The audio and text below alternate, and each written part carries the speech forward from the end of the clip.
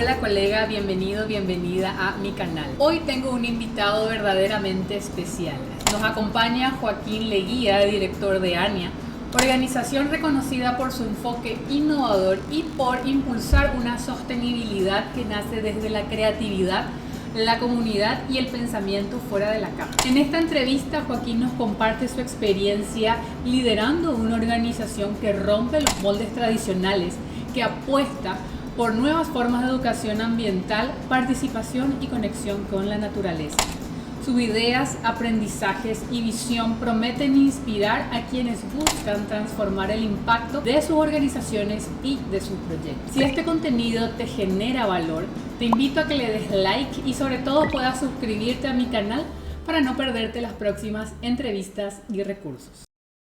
Tengo el placer de contar con este invitado de lujo, Joaquín Leguía, fundador y director de ANIA, ONG peruana dedicada a trabajar en temas ambientales y sobre todo de una forma y de una mirada bastante innovadora, así que quiero que hoy les pueda compartir a ustedes algunos tips, sobre todo también conocer su trayectoria y el trabajo que ha realizado a lo largo de estos años, ya casi 30 años, ¿no? Si no estoy mal con las matemáticas, desde 1995 nos va a compartir más el día de hoy Joaquín acerca de su expansión a otras latitudes. Y bueno, un placer tenerte aquí, Joaquín. Muchísimas gracias por aceptar esta invitación.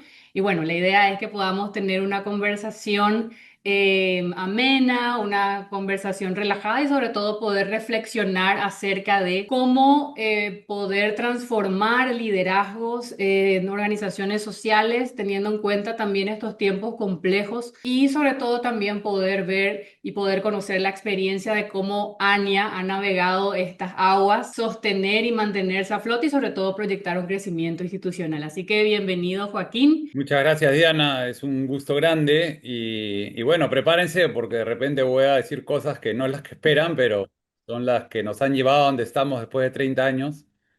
Y sí, a veces hay que desestructurarse para poder avanzar. O Perfecto. sea que Justamente esas cosas que no esperamos es la que queremos también escuchar y queremos compartir, sobre todo tener pensamientos fuera de la caja y atrevernos, ¿no? Porque muchas veces trabajamos y planteamos desde paradigmas que no necesariamente nos ayudan, sino al revés, nos frenan. Y bueno, entonces la idea es de poder también brindar un panorama diferente y otras opciones a personas que también están liderando. Pero bueno, primero, ¿no? Compartir un poquitito y consultarte a nivel personal. ¿Cuál fue el momento o experiencia clave que consideras o que te motivó sobre todo a dedicar tu vida profesional a causas sociales y específicamente a la causa ambiental que trabaja? mira, sin saber qué tipo de causa era, yo cuando tenía 4 años de edad, mis papás se separan, nos vamos a la casa de la abuela, y en la casa de la abuela había como un jardín mágico, que era un jardín ahí atrás de un muro, que era un huerto antiguo.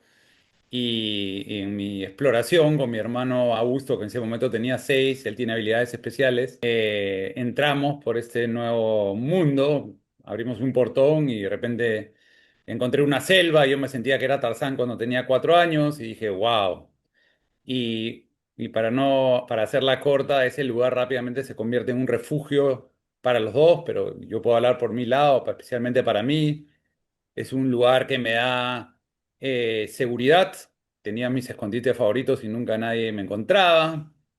Me dio libertad. Yo tengo mi familia es muy política y metido en temas económicos y ya estaba predestinado para seguir ese camino. Pero en ese lugar encontré desde chiquito un espacio donde nadie me hablaba de esas cosas, sino yo podía ser yo mismo, seguir mi corazón, ¿no? Estar en contacto con mi interior. Y ser yo. Y en tercer lugar, entonces me dio esa libertad y en tercer lugar me dio amor incondicional, porque así estuviera aburrido, triste o feliz, ese lugar siempre estaba para mí, ¿no? Y ese es el lugar que yo siempre digo que ahí conocí a la madre naturaleza y ya me conoció a mí y desarrollé un afecto especial por la naturaleza porque me acuerdo que la gente pasaba por ahí, los adultos decían, oye, Joaquín, pobrecito, está solito ahí jugando y yo en mi mundo estaba rodeado de personajes y los bichos y las aves y el sol y los árboles, nunca estuve solo. Entonces desarrollé un apego muy fuerte por ese espacio Ujú. y la presencia de mi hermano y la imaginación que él me contagió tenía también un contexto por los demás, la importancia de estar también estar con los demás y que te vieran innovando, ¿no? Y partiendo. Entonces yo te diría que es ese jardín de infancia y después pasó tiempo, fui a distintas universidades y finalmente acabé estudiando algo muy vinculado al tema que era el rol de la niñez en el cuidado del ambiente o en el desarrollo comunitario, ¿no? Lo que me llamó a hacer lo que hago, lo que despertó en mí eso fue ese jardín de infancia. Y sobre todo ahora vinculado ya a lo que es Anya, ¿no? ¿Cómo ese propósito llevó a ese nacimiento, a esa concepción, a esa visión acerca de Anya? Y en este sentido también, ¿no? ¿Cómo nace Anya como organización y como una iniciativa? Mira, yo hice mi maestría en una universidad muy buena que se llama Yale y en ese momento inclusive mi madre tenía un contacto con el secretario general de las Naciones Unidas que era Javier Pérez de Cuellar. Entonces, saliendo de Yale, con recomendación con el rector, ¿no? El decano de la escuela y una carta el que había sido ex secretario de Naciones Unidas, cuando ya estaba por graduarme, me fui a buscar trabajo y fui a las dos organizaciones más importantes que trabajan con niñez, que estaban relativamente cerca de donde había estudiado, y en menos de 6 horas las dos me dijeron que no. Me dijeron que no, que yo no era ni sociólogo, o no era, no sé, nutricionista o no sé, biólogo, no sé. No Ajá. tenía una carrera, Perfil específico. claro, un perfil específico a través del cual podía yo canalizar lo que yo sabía. Además, lo que yo sabía, lo que yo postulaba era que la naturaleza, perdón, el ambiente tiene un impacto en las niñas y niños, Ujú, pero los niños y niños también tienen un impacto en el ambiente, porque desde mi experiencia, de lo que había estudiado, lo sentía así, o sea, es una relación, había un vínculo, una interconexión, un flujo vivo. Y ellos me decían y la respuesta en ese momento, te estoy hablando del año 95, era no, ¿no? La naturaleza o el ambiente tiene un impacto en los niños, pero no había eso de regreso. Salí triste, me acuerdo que había la imagen de una niña indígena que tenía en mi pared, pero adentro mío algo salió como clac, clan, adentro mío. Dije, ok, si no está, yo lo hago, pues. Porque una de las cosas que yo aprendí en mi jardín de infancia era que no solamente existe, y gracias a la madre naturaleza y a mi hermano, es que no solamente existe lo que uno ve, sino también lo que uno siente. Y es cuestión ujú. de visibilizarlo. Entonces, dije, ok, no lo hay, voy a crearlo. Entonces me fui a estudiar cómo crear una ONG y regreso a Perú y ya comienzo a trabajar en el tema del niño y me mudo a la Amazonía peruana para trabajar con niños indígenas y ver aún más ese vínculo tan puro, tan directo de cómo el niño, cómo el ambiente impacta en el niño, pero el niño también impacta en el ambiente, ¿no? Y a partir de ahí buscar soluciones que contribuyeran al ambiente y a los niños, porque cuando los separas es que comienzan los problemas. En ese momento no estaba tan claro aún el tema, yo Ujú. diría ya está clarísimo. Es más, hay un término acuñado por Richard Louv que dice trastorno por déficit de naturaleza y cómo impacta eso en tus emociones, en tu salud física, social, cognitiva y emocional. Y también lo otro que sucede al alejarnos de la naturaleza es que si ya dejamos de estar, digamos, con la vida en toda su magnitud, entonces no la disfrutamos, no la queremos y nadie cuida lo que no quiere. Y eso es lo que está pasando. Ese es el resumen de qué me motivó y qué terminó siendo la causa de por qué hice esto, ¿no? Entonces, desarrollar o lograr que las nuevas y futuras generaciones desarrollen empatía por la vida a través de iniciativas que los emparenten con la naturaleza y los empoderen como agentes de cambio. Y empatía por la vida lo definimos como la capacidad de sentir, de pensar y de actuar en bienestar de uno mismo, los demás y el entorno natural del cual somos parte, ¿no? Somos naturaleza y desde esa perspectiva podemos interconectarnos verdaderamente con ella y sanarnos mutuamente. Entonces, eso fue lo que me motivó. Súper, y sobre todo ver en este caso, la vida, la experiencia siempre nos puede poner a prueba, ¿no? Y en este caso, la persistencia y sobre todo ese propósito que estaba bien apropiado, ¿no? También pudo llevar y pudo permitir de que hoy día ANIA también sea una organización y que también tenga todo el alcance y toda la proyección que ya también vamos a ir desarrollando en breve. ¿Cuáles consideras que pueden ser el rol, los hitos, aquellas contribuciones que ANIA ha llevado adelante dentro del ámbito, ¿no? Donde se mueve en políticas públicas, en alcances comunitarios, nacionales, internacionales, para que también quienes nos están mirando pueda conocer y pueda también tener como referencia los logros y el alcance de ANIA? Bueno, voy a hablar de la experiencia y también lo que yo siempre recomiendo, ¿no? Es que hay que enfocarse en mejor desde un territorio, en un lugar, y perseverar desde ahí y ser muy permeable, porque uno no lo sabe todo y a veces piensas A y es Z, Ujú. y, y hay que aprender rápido, eso sí, porque los recursos y el tiempo son escasos, cada vez más aún. Entonces, sí, por eso siempre es mejor aprender de lo que ya está hecho, ¿no? Empezamos en Madre de Dios con el Bosque de los Niños, que ahí me acuerdo que ya habían varios bosques de niños.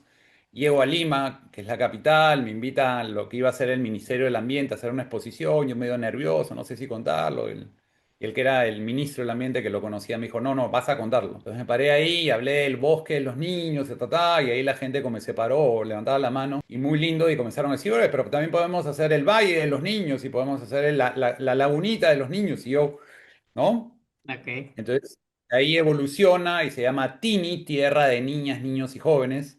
O sea que puede ser cualquier ecosistema y ahí se va de lo rural al urbano, de áreas grandes a áreas pequeñas, y a jardines, o sea, jardines, a hogares y también a escuelas. Y es en las escuelas que comienza, digamos, encuentra un camino bastante interesante y los que comienzan a aplicar la metodología les comienza a ir muy bien, avanzamos mucho en Perú, en Madrid, donde estuvimos, había una experiencia muy bonita de bosque de niños y mientras que fue bosque de niños vinieron de Brasil y Bolivia y se capacitaron y como una flor vinieron los polinizadores y se llevaron la idea y ahí ya cuando pasó a lo más, digamos, urbano y más pequeño y Ujú. también desde el punto de vista de instituciones educativas, los que la aplicaban comenzaron a ganar premios. Y en el año 2015 se da un milagro, no se da un milagro, es por resultado de la perseverancia, pero también un poco de suerte, que era que se interesan en institucionalizar la metodología Tini como parte de la currícula y como un proyecto educativo ambiental integrado, le llaman a través del Ministerio de Educación. Y en el año 2015, entonces estábamos por firmar todo, yo fascinado estábamos y se acaba el periodo del presidente de ese momento y ya el ministro se iba, no iba a poder firmar nada y teníamos que empezar de cero y tú sabes lo que eso significa. Pero se dio, ¿no? El universo se conspira a su favor cuando uno está ahí y entró el nuevo gobierno, pero mantuvieron ese ministro de Educación. Es el único caso de un ministro que ha pasado de un gobierno a otro en la historia Bueno, del Perú. Creo. Una de las primeras cosas que hacen es firmar esto y llegó a ser institucionalizado. Entonces se institucionaliza ya como política pública, se llama proyecto educativo, o sea, la metodología Tini tiene como su hijo que se llama ESVI, Espacios de Vida, que es lo que se institucionaliza en el Ministerio de Educación. Comienza a avanzar, de ahí me llaman de Ecuador porque la UNESCO se entera y también se hace lo propio allá. Allá se llama Tini para el Buen Vivir y ahí en Rapa Nui también se va a Rapa Nui, ahí se llama Poki Genua y ahí en Canadá ya venía trabajando con el tema, ya se llama Children's Lands, que es en inglés. Entonces eso ayudó mucho a nivel global en el año 2002. Como que la metodología recibió como, era de confiar, tenía crédito, ¿no? Era fiable. Es como cuando vas a comprar al mercado un vino y tiene un buen precio y tiene todos los stickers de que ha ganado, lo compras sin pensar, porque ese es... sí, Entonces, un poco así como aprobado. que, así es, y la metodología siempre tratamos de que fuera muy accesible, lo más barato posible de aplicar, ¿no? Y seguimos en ese desafío siempre. Y ahí se fue y finalmente hoy en día está en 10 países. eh, y seguimos, y ahora tenemos distintos retos, y ahora el reto principal se ha convertido a partir de la pandemia en cómo, o sea, ahora Tini es una metodología que ayuda a incorporar a la madre naturaleza como maestra en el sistema de educación formal y no formal, que es un cambio de paradigma. Así como mencionabas, no, quizás siempre hay oportunidades, pero la suerte como tal siempre se crea y se construye, ¿no? En base a esfuerzos, en base a trabajo, en base a, sobre todo también esa motivación y ese liderazgo, ¿no? Que en este sentido tuvo y tiene, ¿no? Que sortear algunos algunos obstáculos, algunos desafíos.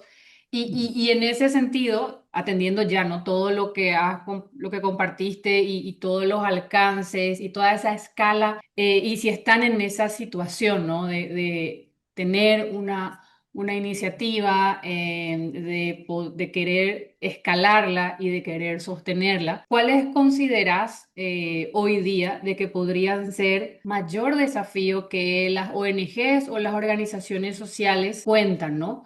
Para sostenerse, para escalar, puede ser a nivel LAC o a nivel global, pero ¿cuál consideras que podría ser hoy ese mayor desafío? Yo creo que hay dos. Uno, vivimos en un mundo antropocéntrico que está dando manotazos de ahogado. Antropocentrismo quiere decir que ponemos al ser humano, o sea, la persona como adelante de todo y subordinamos el resto del planeta a nuestros intereses y tratamos, o sea, entre nosotros mismos nos tratamos a otros como cosas, pero también, si eso lo hacemos, imagínate con el mundo natural, ¿no? Esa manera de pensar, esa manera de que tenemos como norte lo económico, ¿no? El poder, eso genera que eso que prime defina y limite condiciones para que otras cosas que no van con esa línea de acción se debiliten. Y eso se aplica en las regulaciones políticas, cómo se tratan las ONGs, digamos, ¿no? Un problema que yo veo que está sucediendo acá en el Perú y en otros lugares es que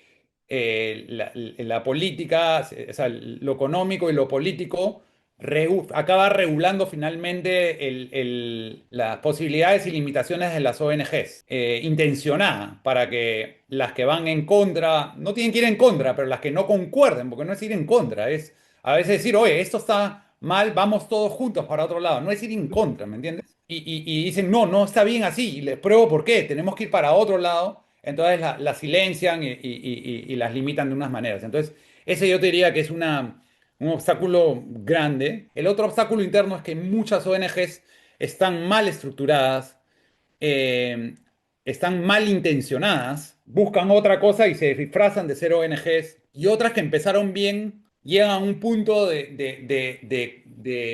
vida en la ONG que mantener la ONG es más caro que invertir en el propósito de la ONG. Y ahí Ujú. llegas a un punto de equilibrio que ya pierdes, que ya no sigues tú a tu misión, sino tu misión te sigue a ti. Cruzas esa línea delgada y no haces nada al respecto y te acostumbras a estar del otro lado y hace desprestigia bastante tu existencia, ¿no?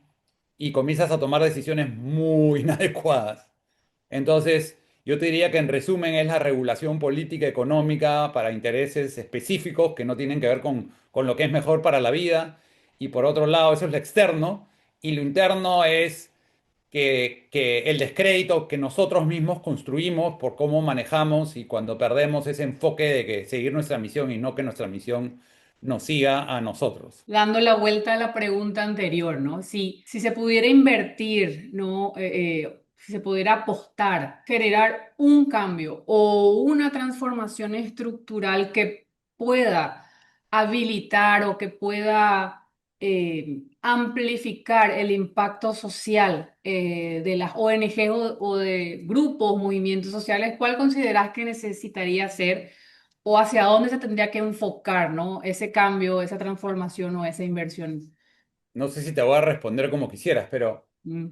yo conforme ha pasado más mi vida y conforme veo cómo las cosas se están desencadenando, yo solamente veo un camino hacia adelante, no veo más. Y eso es prosperar regenerando la vida, regenerarnos a nosotros mismos, regenerando y sanando a la gente y unándola, y regenerando y sanando nuestro planeta y todos los seres y ecosistemas que lo habitamos. La inteligencia de la naturaleza y el principio central de la inteligencia de la naturaleza, que es la sabiduría de la vida misma, que tiene más de 3,8 mil millones de años y que no hacemos caso de ella para nosotros construir una base sobre el cual avanzar. El principio central es que la vida siempre está al centro. Si yo pudiera tener una varita mágica y decir un cambio estructural, es que yo pondría como mi enfoque de regulación, de políticas, de construir estructuras y todo lo que viene es que la vida siempre va al centro, la vida humana y la vida de otros seres vivos y el buen funcionar de los ecosistemas. Y en base a eso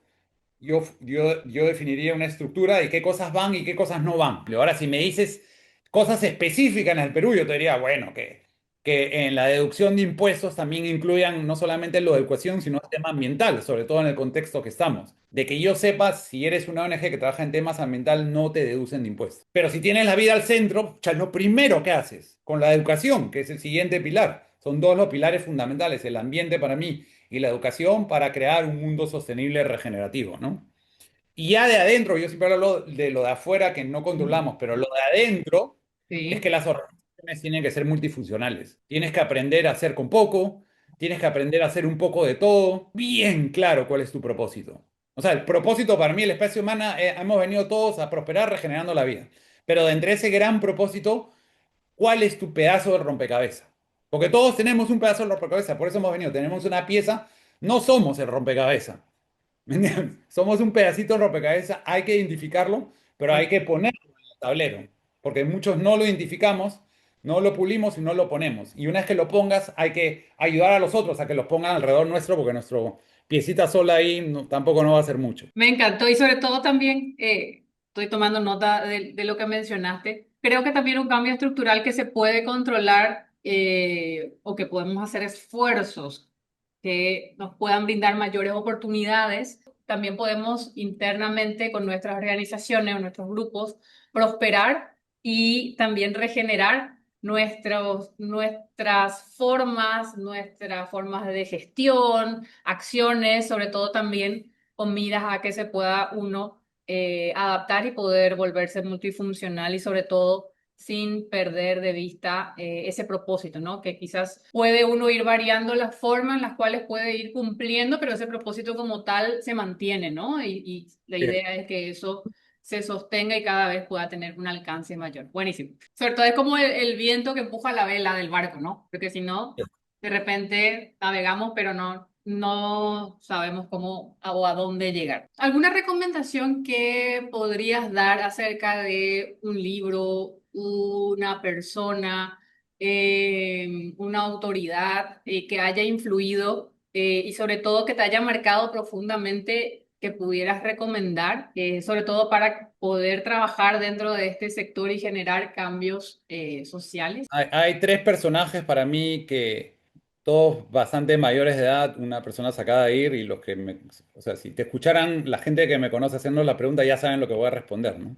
Entonces la primera persona para mí es Jane Goodall, que tuve la suerte de tener un vínculo con ella y ha sido una total inspiración desde inicio a fin y continúa su legado, ¿no? Y a mí me ha inspirado, me ha traído nuevas ideas y yo le prometí que iba a continuar su legado en Perú hace mucho tiempo y así lo voy a hacer. Más que nada, vean están sus documentales en National Geographic, en todos los La forma. canales, en las plataformas, la pueden encontrar en todos lados.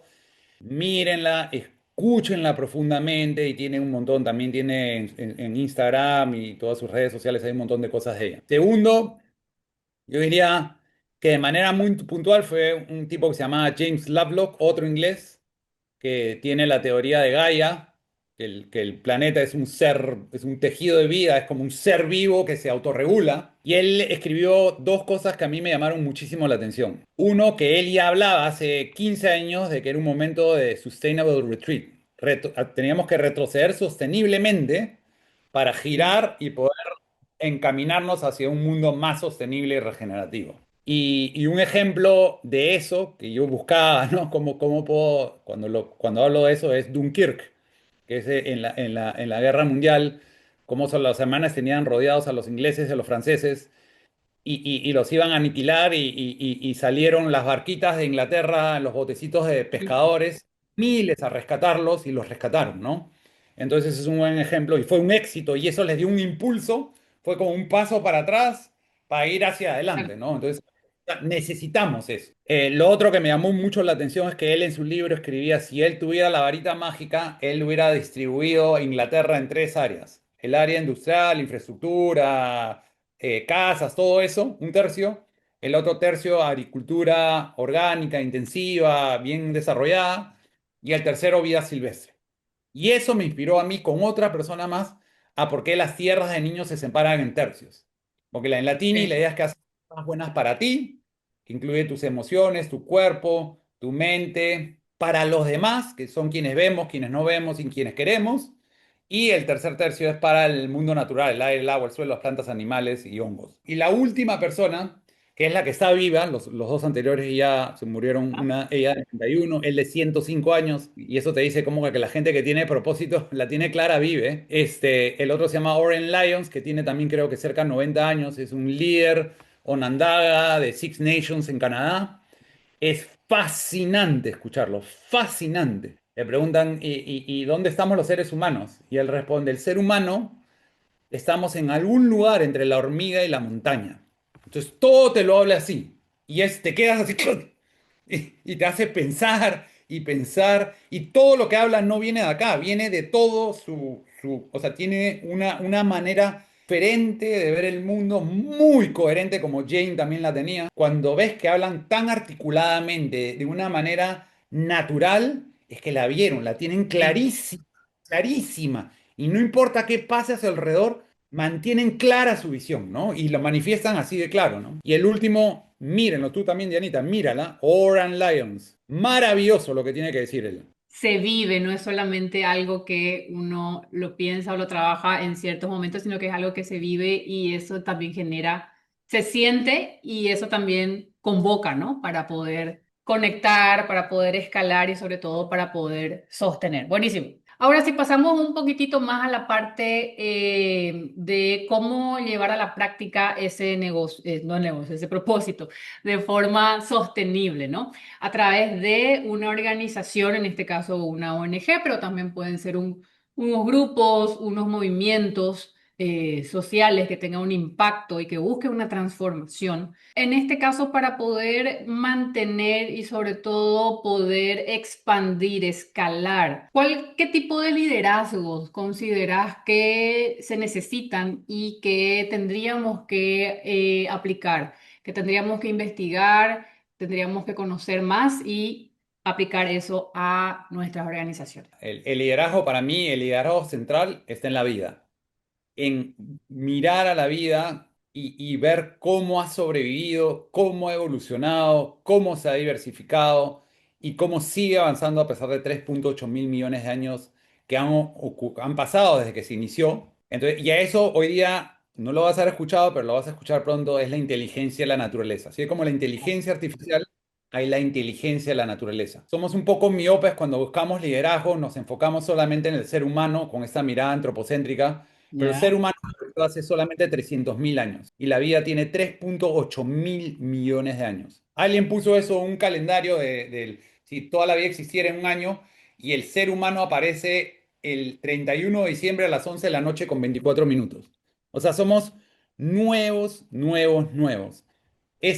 La vida, para darte una perspectiva o darles una perspectiva, del 99,9% de todas las especies que han existido desde el inicio de la vida están extintas. Solamente queda 0,1%. Ese 0,1% equivale a 8,7 millones de especies aprox. El ser humano es solamente una de esas y Mm. ha venido prácticamente al final. ¿Por qué es relevante decir que ha venido al final? Porque depende absolutamente de la interconectividad y la salud de todo lo que lo antecede, Claro. porque eso es sobre lo que él se sostiene. Entonces, pero si empujamos un poco más allá, no solamente los seres humanos recientes, empujamos un poco más al fondo, son los saberes ancestrales de los pueblos indígenas que han sabido interpretar leyes, las leyes de la vida, que hoy ya están los tratamos como que sin importancia en la verdad. Esa es la verdad es la verdad. Y atrás de ello está la vida misma. Entonces hoy día se ha estudiado eso y está surgiendo este concepto, que es un Ok. poco, viene a ser el piso de Lego, ese piso de Lego verde que todos hemos jugado, nuestros hijos juegan. Cuando me dice Joaquín, ¿qué falta hoy día en la sociedad? ¿Qué estructura principal falta? Yo te diría, es ese piso del Lego verde, que es la Ya. inteligencia de la naturaleza, sobre lo cual tenemos que construir todo el resto y sobre todo nuestra visión a futuro y todo lo que vamos a hacer al respecto. Sin ella, estamos para mí perdidos como especie. Entonces, esa inteligencia de la naturaleza, te voy a decir rapidísimo, tiene 4 principios y subprincipios. El Súper. primero, ella siempre está al centro. La segunda es la vida es guiada por más de 3,8 mil millones de años de sabiduría, o sea que es maestra. El tercero es que la vida fluye y se expande a través de interconexiones, interdependencias, donde no hay nada vive solo en la naturaleza.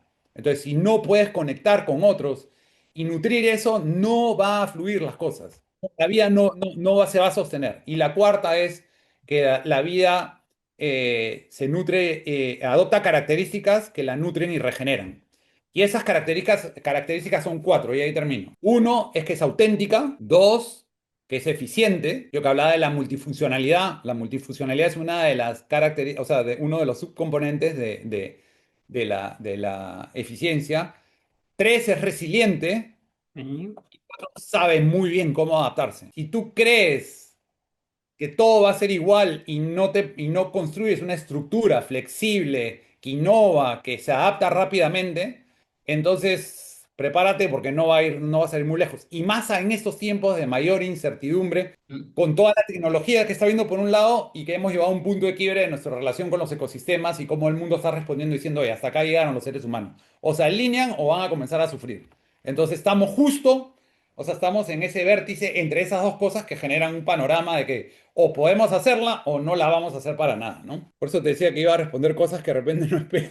El mayor No, liderazgo está en la vida misma, en la naturaleza, y están esos principios que tenemos que adaptarlos a la economía, a la educación, a todo. e incluso, ¿no? Cómo esto se puede adaptar a la vida misma, pero en todos sus aspectos, ¿no? Incluso no solamente si voy a liderar una organización, si quiero liderar mi vida, si quiero liderar otros espacios, ¿no? Sobre todo rescato lo que mencionaste, ¿no? Cómo fluir y cómo conectar, ¿no? Y en esa conexión también que muchas veces podemos empezar solos un camino, pero sin esa conexión nuestro impacto o esa transformación que buscamos no va a tener mucha escala o mucho alcance y sobre todo no como esa autenticidad también hace, ¿no? De que tenga una impronta propia como se defina ese rompecabezas. Ya con una forma bien específica que va a encajar donde tiene que encajar, porque si no estamos forzando algo, ¿no? Así es, ya tú captas rapidísimo. Sí. Y exacto, y cómo ser resiliente y sobre todo siendo resiliente, entonces es muy importante, ¿no? Porque muchas veces uno piensa, no, es que ahora recién estamos experimentando, estamos viendo la necesidad de cambiar, antes yo lo trabajé desde hace 20 30 años de la misma forma y no hubo necesidad, ahora es un proceso que me está forzando pero vemos que la vida no es así, no es que a partir de ahora se empezó a ver, pero los cambios siempre se tuvieron que dar, ¿no? Para que pueda evolucionar y para que pueda dar esa expansión y esa vida como tal y que pueda tener esa fluidez y que continúe, ¿no? ¿Consideras que hubo algún cambio de mentalidad que se tuvo que realizar, que se tuvo que poner a prueba? O que tuvo que dejar ir para poder adaptarse y poder continuar con esa resiliencia. Hemos pasado tres etapas, de repente uno más interno y dos externos que nos ha tocado a todos. Y si no estamos al tanto, bueno, hay que visibilizarlo. El primero fue que cuando empecé con ANIA en el 95, la cooperación internacional en el Perú estaba muy presente y era la principal fuente de financiamiento. Como te enseñaban a recaudar fondos, como te enseñaban a operar, era bajo esa estructura de la cooperación internacional. De repente el Perú pasó de ser un país pobre a un país de mediano desarrollo y la cooperación internacional agarró sus maletas y se fue porque solamente operan como éramos antes. Y de repente eso fue reemplazado por la filantropía primero y ahí la responsabilidad social de las empresas. Hubo que pasar ese proceso de entender bien cómo eso funcionaba y ahí las mismas empresas han ido evolucionando, algunas bien, otras nada bien pero digamos que hubo que hacer esa transición. La segunda fue con la crisis económica del 2008, que justo mis mayores apoyos eran Avina, Ashoka y Save the Children hasta ese momento. Les cayó fuerte. O sea, ya no podían hacer lo que hacían antes. Entonces de repente, uy, nos vimos sin nuestros mamá, papá y abuela o tío. Siempre veo un lado positivo, nos agarró como a fines de octubre, noviembre, y es cuando se cierra el año calendario de proyectos, etcétera. Entonces ya estaban los desembolsos hechos, o sea, ya no impactaba el flujo de recursos de ese año. Ok. pero al siguiente año no iba a haber nada. Ujú, Entonces, digo que felizmente, porque ya la gente que tenías que contratarla, tenías que dejarla ir, lo que eran servicios externos, mm, y no era que tenías que cortar contratos, nada, simplemente se acababa, ¿no? Y comenzamos a aplicar la estructura del rompecabezas. O sea, ahí ujú, varié de la estructura de que eres como un círculo que tiene que crecer y crecer, y eso es lo que te miden. Además, el círculo muchas veces como no es no contribuye porque el círculo no deja que otros mm. Encastre. no altera, chupa, lo succiona Ya. y los desaparece. Y desaparece con eso la diversidad y la autenticidad. Entonces, ahí fue cuando encontramos vamos a hacer un pedacito de rompecabezas cambiamos la forma de pensar de qué éramos. Está claro que esto va a continuar. Nuestro mantra fue, a partir de ahora, cada vez vamos a tener que hacer más con menos. Y entonces dijimos, ya, porque en ese momento éramos 15 personas, habían dos o tres oficinas y eso funcionó muy bien. Y ahí estábamos poniendo en práctica el tema de que somos un rompecabezas. Cuando nos dimos cuenta que era un rompecabezas y cortamos todo y lo pulimos, estuvimos bien, pero dijimos, necesitamos los otros rompecabezas para cuando nos hacemos, para estar bien, o sea, para Mm, ser más resilientes y sostenibles, porque solos no lo hacemos. Y eso es lo que nos enfocamos mientras que avanzábamos con los nuestros. Eso fue el 2008 y esos fueron los aprendizajes. Y el último fue en el 2019, en la pandemia. Entonces fue ahí cuando cuando sucede, yo digo, ya se venía a venir, no sabía cómo, pero mm, ya se agarró a Ania bien, porque ok. ya era un modelo Ferrari, modelo rompecabezas, y había que ser cada vez más con menos, solamente que este era un avance, o sea, este era una aceleración de hacer muchísimo más con muchísimo menos, ¿no? Claro. Pero igual nos agarró resilientes, preparados. Sí. Y los que nos apoyaron se dieron cuenta de eso, entonces, ¡pum! Como otros fallaban o no podían, nos Mm, apoyaron. Sabíamos, podíamos, ellos identificaban a nosotros una estructura de ese tipo sin saber definirla, ¿no? claro. Yo personalmente tuve esos aprendizajes. Uno, que la naturaleza, el mundo exterior está mejor cuando nosotros estamos adentro, y se vio, y hay un documental de eso. Más latente nuestra misión, o sea, yo sabía que iba a ser o sea, el desarrollar empatía por la vida en las personas iba a ser cada vez más importante y es como una velita que cuando está todo lleno de luz, no ilumina, pero conforme se va poniendo oscuro, ilumina cada vez más. Entonces, sabía que eso, estábamos bien encaminados, ¿no? Por la visión. Entendí que no podíamos hacer lo mismo de siempre porque si no los resultados también lo iban a hacer. Entonces, Mm, era el momento, era la excusa perfecta para innovar radicalmente, sin miedo a qué dirán ni nada. Y es ahí cuando yo tengo que sincerarme, tomo el valor, Tini se convierte a partir de ahí en una herramienta para institucionalizar a la madre naturaleza, a la madre tierra como maestra en el sistema de educación formal y no formal, que es un cambio de paradigma. Cualquier cosita que tenía que no, que van a pensar, nada, chao. all Eso in. lo vamos a hacer. Entonces, y para terminar esta pregunta, yo hago una analogía del teatro, ¿no? Cuando vas al teatro, primera llamada, 2008. Segunda llamada, 2019. En la tercera llamada se cierra la puerta y se pone oscuro el ambiente. Tenemos que ser resilientes, tenemos que adaptarnos, tenemos que para todo eso ser eficientes y ser auténticos. Es el momento. Y sobre todo también haciendo esta analogía, ¿no? Que en este caso, como uno aprende bastante conversando. Cuando mencionabas, ¿no? Del rompecabezas, entonces también quizás se podría entender como que para un momento determinado, un rompecabezas puede tener una configuración específica y adaptarse y tener su espacio y su lugar, pero ya cuando evolucionamos, también es necesario que esa misma pieza se reconfigure para poder encajar en otro tipo de rompecabezas, ¿no? No es algo que no hay algo que va a durar para siempre tal cual, sino también eso cómo nos lleva a poder reinventarnos y poder hacer esos cambios que innovación radical que mencionaste tuvo también que haber sus miedos y tuvo que haber también algunos procesos que se tuvieron que sobrepasar, ¿no? Pero que eso a la larga y ya al día de hoy, si uno mira hacia atrás, puede ver que rindió sus frutos y cómo eso da lugar a otras acciones y como eso también genera impactos y transformaciones. Ya vamos llegando al final. Dos últimas preguntas. Uno,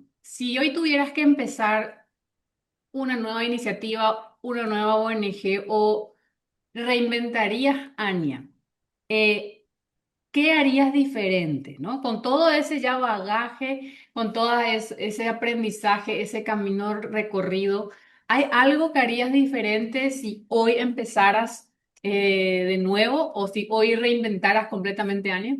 Esa pregunta a mí me dejó pensando mucho. Bueno, entonces, ¿qué cosa haría diferente? Uno, o sea, haría lo mismo porque veo que Mm, es más relevante. O sea, el propósito, la misión de ANIA sería exactamente la misma. sí, Y es mucho más relevante aún. Entonces, pero si sacara lecciones de eso, una cosa que haría es que ya entendería y tendría muy claro que como dije hace un tiempo, hace un rato, que el norte es poner la vida siempre al centro, es cómo prosperamos regenerando la vida. Ese es mi norte clarísimo.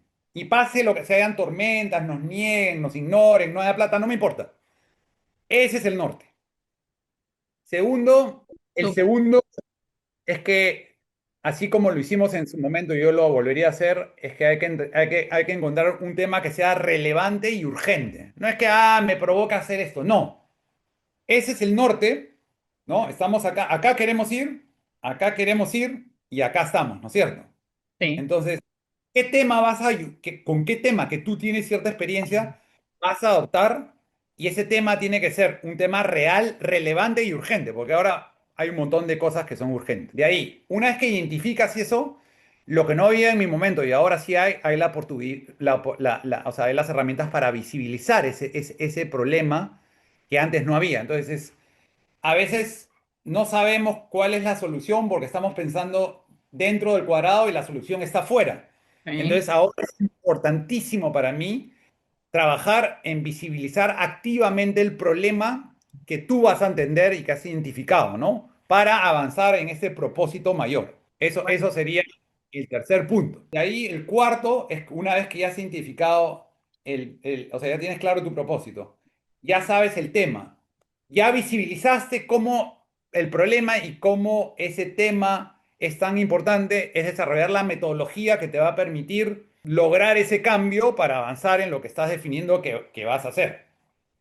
De ahí, el quinto punto, ya no sé si es el quinto, el cuarto, el sexto, Quinta, sí. es, es lo que yo sí haría, que no hice antes, me demoré demasiado, es ya teniendo la metodología inmediatamente llevarla, tangibilizarla en productos y servicios. Perfecto. Porque esa es una cosa que ahora sí ya hay que entender. Ya cambiaron las cosas y las ONG prácticamente tienen que competir con empresas.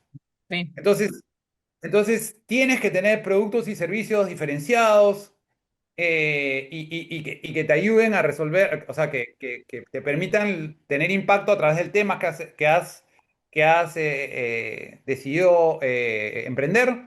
Y el último punto para mí es desarrollar la propuesta de valor de por qué tú, por Bueno, qué lo que tú traes, por qué tu producto y servicio. Y la gente, y la organización, y la gente que lo promueve, porque es una unidad, el producto y servicio. La gente que lo promueve y la organización tiene que haber una línea de coherencia. Porque si tú ofreces algo sí. y tú de otra manera y tu organización de otra manera, Armonía. nadie te va a comprar nada. ¿No? Y más Buenísimo. bien, cuando logras articular los tres, pucha, saltas en el ranking, o sea, a los primeros puestos. Claro, en la medida que tengas un tema pertinente para el problema que se necesita ver, ¿no? Eso es lo que yo haría, o lo que Genial. recomendaría. Súper, me encantó, buenísimo. En este caso me gusta y nos gusta tocar temas siempre salidos de lo tradicional y de un pensamiento más conservador, ¿no? ¿Cuál consideras que puede ser o que crees que el sector, el tercer sector, el sector de las ONGs, de las organizaciones sociales necesita enfrentar para evolucionar? ¿Qué es ese algo que quizás sabemos, no tan bien, que existe, pero me resisto a cambiar o me resisto a enfrentar, pero que si quiero Me encanta esa pregunta. avanzar, lo necesito, tengo que hacerlo, tengo que, así como en su momento lo hiciste con Ania, apostarlo todo e ir por ello? ¿Cuál Me es encanta esa verdad incómoda? me encanta esa pregunta porque al hacérmela es como que estar frente a la psicóloga. Este, el primer punto que hay que aceptar es que vivimos como, y voy a repetir, voy a resumir lo que ya dije Sí. antes en mi... El primer punto es que hay que aceptar que vivimos en un mundo insostenible y cada vez hay que hacer más con menos. Ujú. El que quiere hacer menos con más ya está fuera de esta cancha. Olvídate, estás liquidado. No sufras, no lo hagas.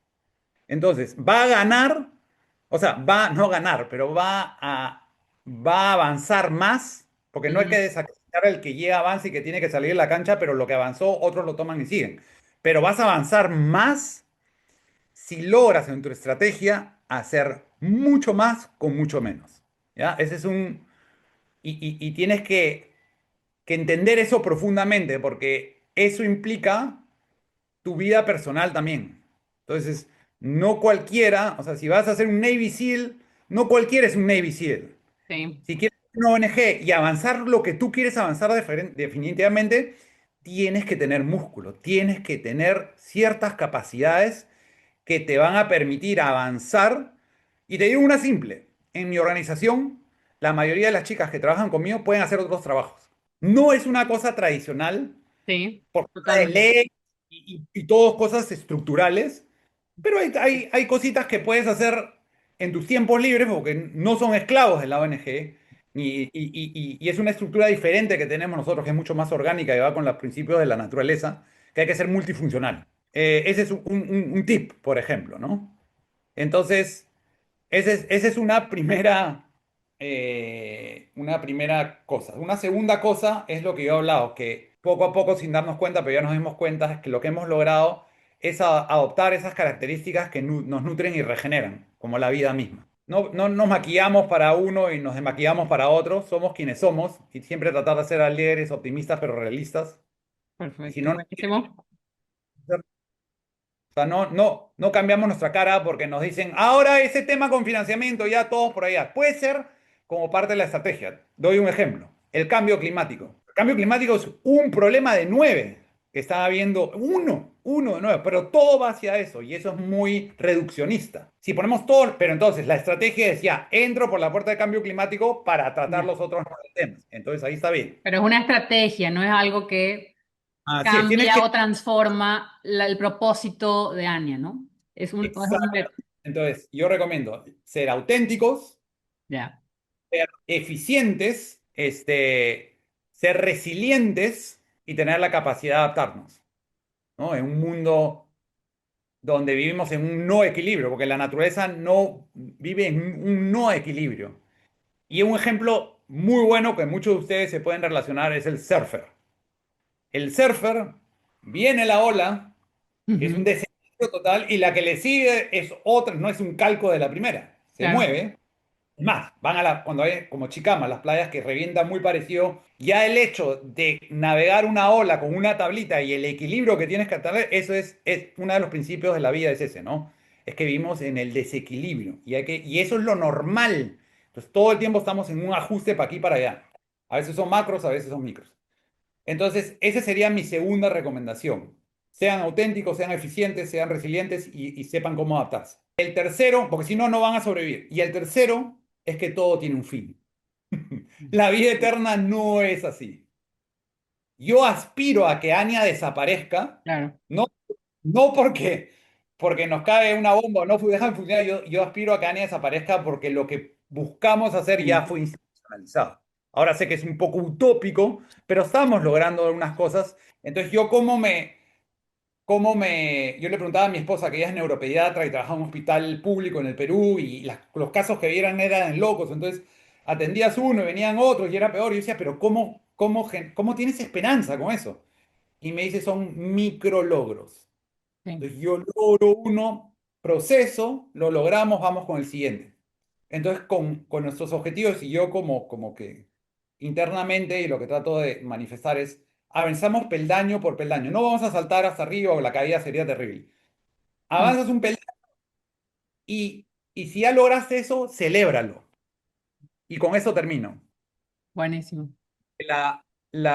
Para mí y nosotros, o sea, la sostenibilidad no es que dure para siempre, sino que mientras que dure, trascienda en el bienestar de los demás, personas y planeta.